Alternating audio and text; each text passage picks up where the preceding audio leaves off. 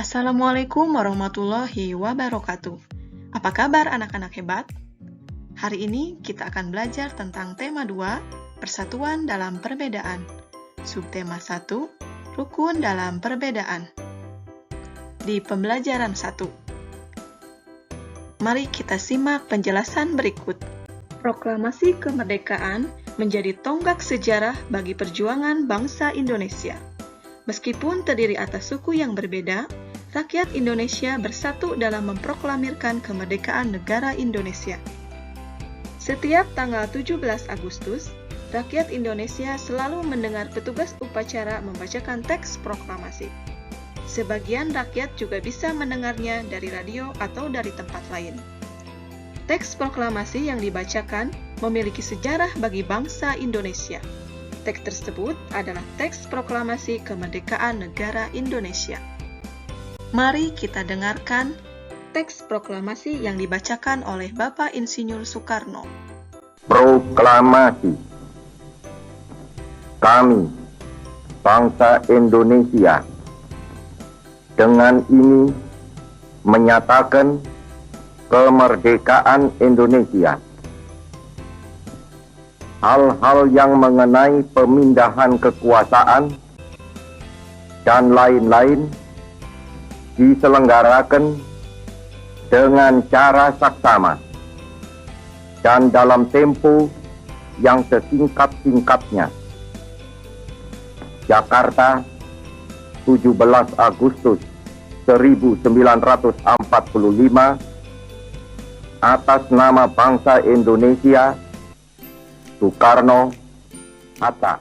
Itulah bunyi teks proklamasi kemerdekaan Republik Indonesia.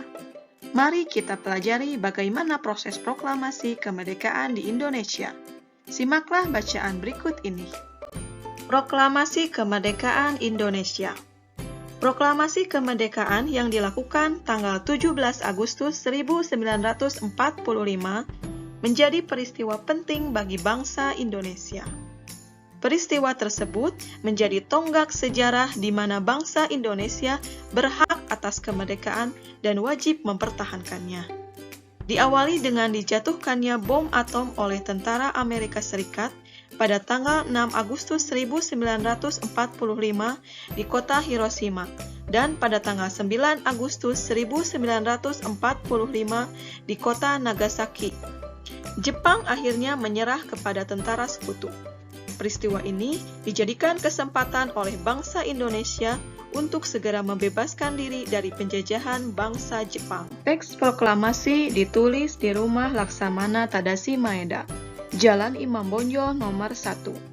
Para penyusun teks proklamasi adalah Insinyur Soekarno, Dr. Andes Muhammad Hatta, dan Mr. Ahmad Subarjo. Konsep teks proklamasi ditulis oleh Insinyur Soekarno. Saat itu, hadir pula B.M. Dyah, Sayuti Melik, Sukarni, dan Sudiro. Sukarni mengusulkan agar yang menandatangani teks proklamasi itu adalah Insinyur Soekarno dan Dr. Andes Muhammad Hatta atas nama bangsa Indonesia.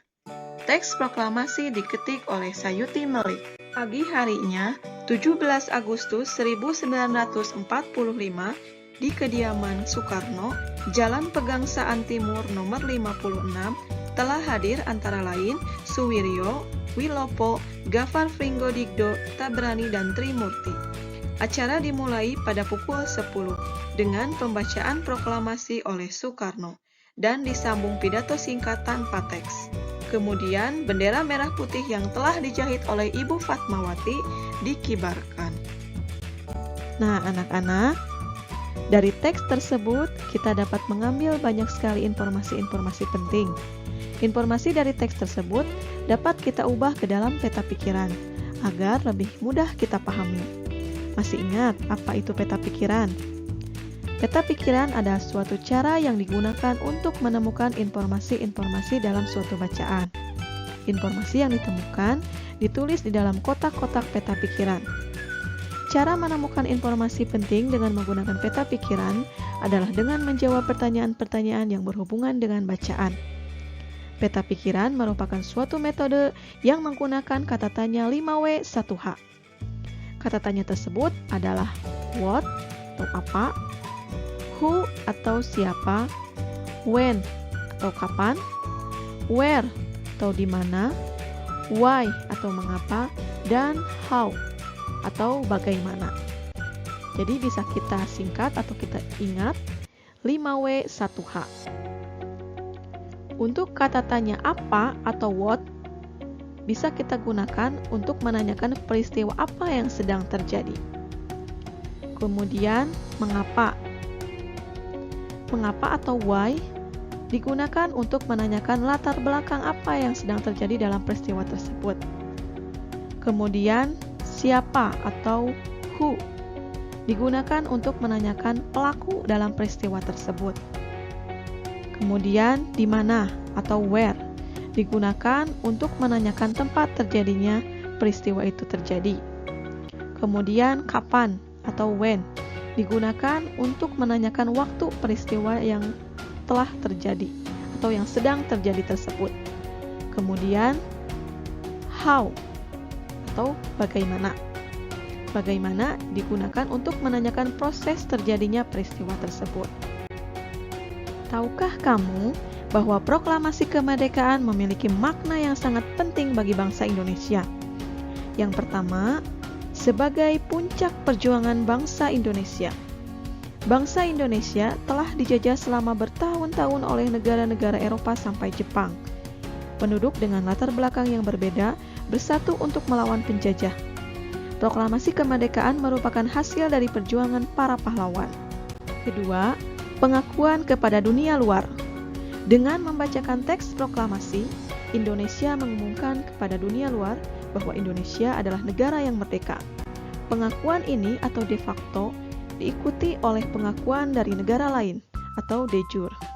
Ketiga, menaikkan martabat bangsa. Pembacaan teks proklamasi memberikan pesan kepada negara lain bahwa Indonesia adalah negara yang bebas dari penjajahan, negara yang memiliki martabat, dan negara yang mandiri. Keempat, perjuangan sebagai negara baru. Indonesia adalah negara yang dibangun oleh rakyat dan untuk rakyat.